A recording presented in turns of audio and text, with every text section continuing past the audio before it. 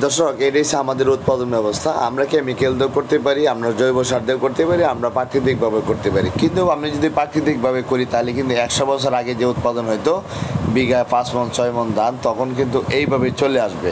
এখন আপনাদের কাছে আমার একটা প্রশ্ন, যে আমার এত বড় জনগোষ্ঠী, তাদেরকে টেনে নিতে, তাদেরকে বাঁচায় রাখতে, তাদের মুখে সামনে খাবার দিতে গেলে আমাকে অবশ্যই একটা না কিছু ডেভেলপ করতেই হবে। তা আমি যেটা দেখলাম যে মাটিতে যখন আমরা উৎপাদনে যাচ্ছি তখন কিন্তু এটা রিফাইন হয়ে আসতেছে, হ্যাঁ, কিছুটা শোধন হয়ে আসতেছে।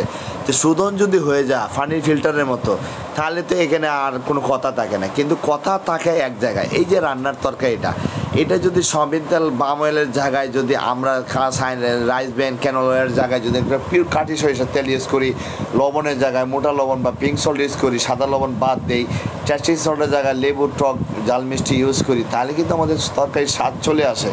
কিন্তু আমরা এই জায়গাটা যদি কারেকশান না করি, খালি শুধু উৎপাদন ব্যবস্থাটা করতে চাই, তাহলে কিন্তু একটা পর্যায়ে এসে আমি যে ক্যাপ্টেন্সি, আমি যে আমার অনেক জনগণের দায়িত্ব নিয়েছি, আমি আমার ভূমির দেশের যে মানে অনেক বড় দায়িত্ব নিয়েছি, সেটা কিন্তু আমি আগায় নিতে পারবো না। এখন যারা প্রাকৃতিকভাবে খুব এস্টাবলিশ করতেছেন, আলহামদুলিল্লাহ, ওদেরকে ধন্যবাদ। কিন্তু ওদের পিছনে যদি আমি 5,000 লোক দিয়ে দিই, তারা কিন্তু টেনে নিতে পারবে না। এমন অবস্থা হবে তারা নিজেরাই খেতে পারবে না। এখন আমাকে কী করতে হবে, শেষে ফিনিশিংটা ভালো দিতে হবে।